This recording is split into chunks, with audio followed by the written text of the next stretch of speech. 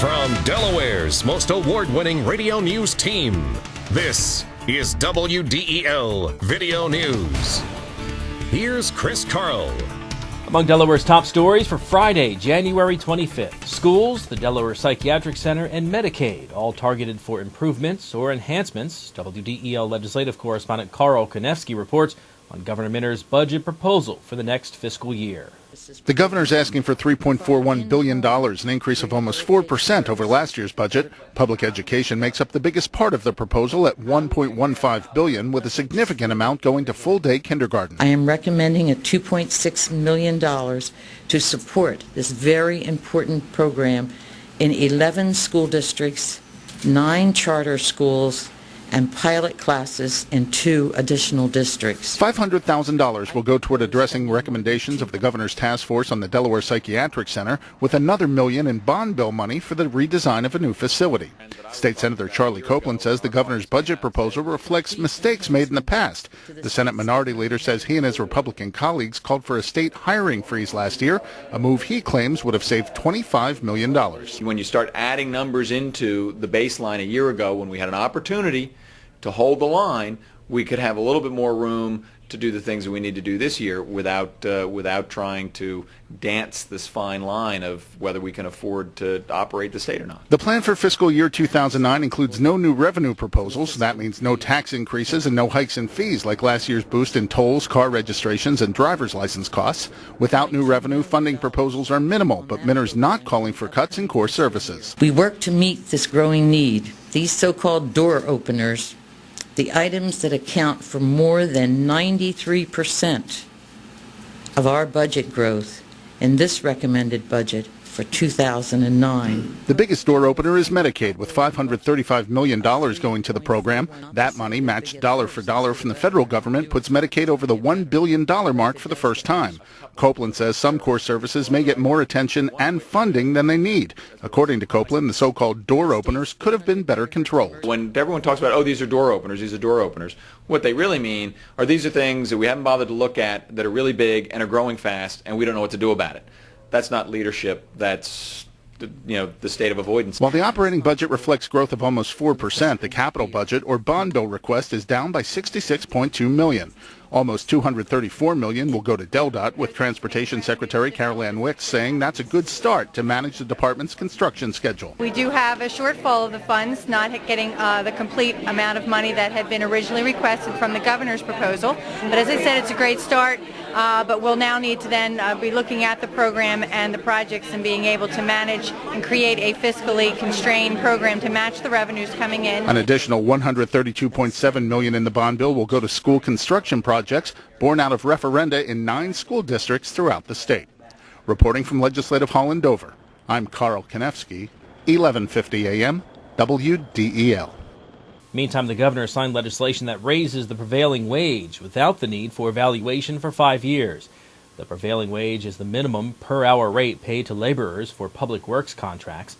The Department of Labor will set the prevailing wage at the same rate as a collectively bargained wage if a trade survey shows the negotiated rate prevailed for 2 consecutive years.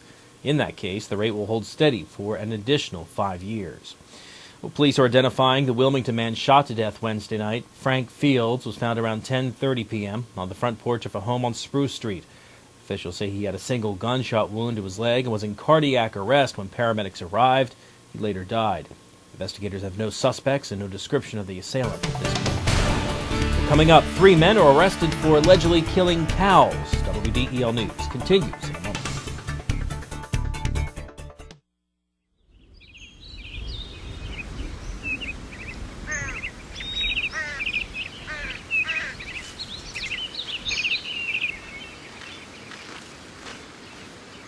As you look for your college experience, make sure you look at Wilmington College, your key to success.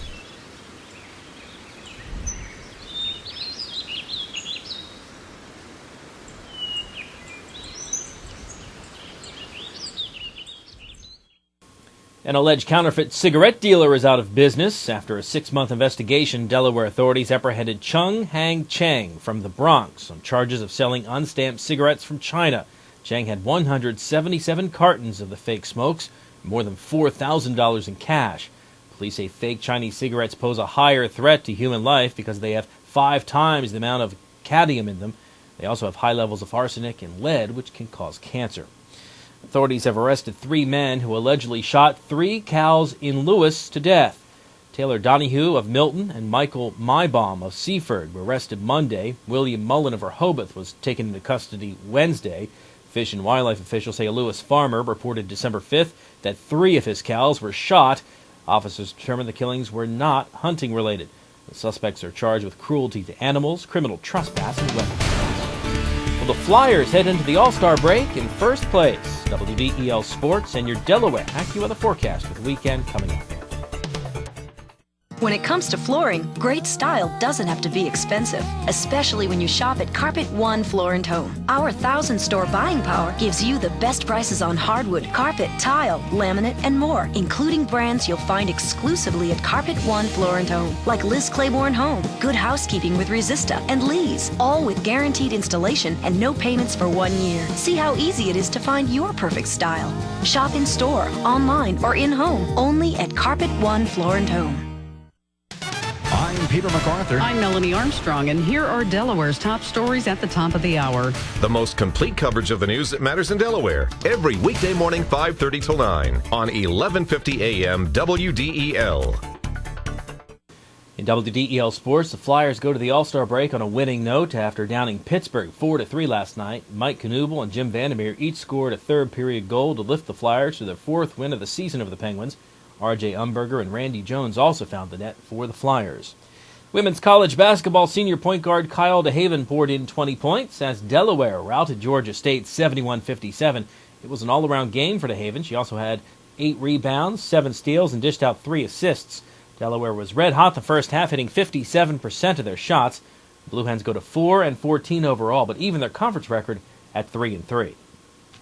Your WDEL Delaware AccuWeather forecast: sunny and breezy today, a high 36. Increasing clouds tonight, low 20. For the weekend, cloudy Saturday, high 36. A little bit of sunshine for Sunday, with a high reaching 40. Get news updates throughout the day. Delaware's top stories at the top of the hour on 1150 a.m. And get WDEL News text alerts sent to your cell phone. Sign up here at WDEL.com. I'm Chris Carl. Have a great weekend, and thanks for